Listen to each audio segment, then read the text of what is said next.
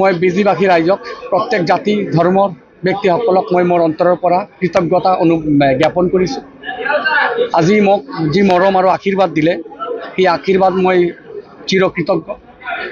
আৰু এই আশীৰ্বাদৰ বিনিময়ত মই আগন্তুক 5টা বছৰ বিজনীবাসী ৰাইজৰ যি সেৱা আগবঢ়াম এইটো মই নিজেও ক'ব নোৱাৰিম কেনেকুৱা সেৱা, মানে ভাবাৰ বাহিৰত মই কাম কৰিম।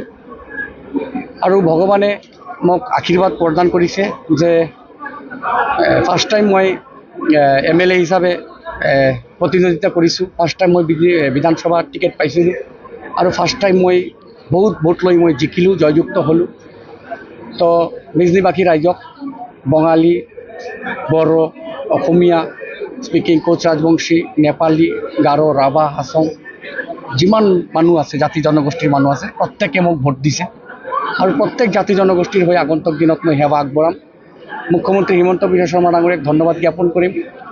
মই হাগ্ৰামা মহিলা ডাঙৰীয়াক ধন্যবাদ জ্ঞাপন কৰিম যে দুগৰাকী নেতাৰ কাৰণে আজি মই ইমান মানে ভোটৰ ব্যৱধানত জয়যুক্ত হ'বলৈ পালোঁ।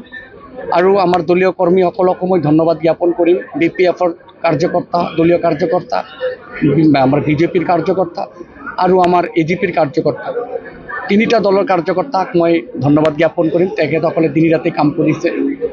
আমাৰ প্ৰভাৰী খনি পাঠক ডাঙৰীয়া আছে আৰু মোৰ লগত বন্ধু ইয়াতে জিৎ খানো আছে। সকলোৱে মিলি আমি আগন্তুক দিনত বিজনীবাসী ৰাইজৰ কাম কৰিম। এইটো মই আজি আপোনালোকৰ সাংবাদিক বন্ধুসকলক মই কথা দিলোঁ।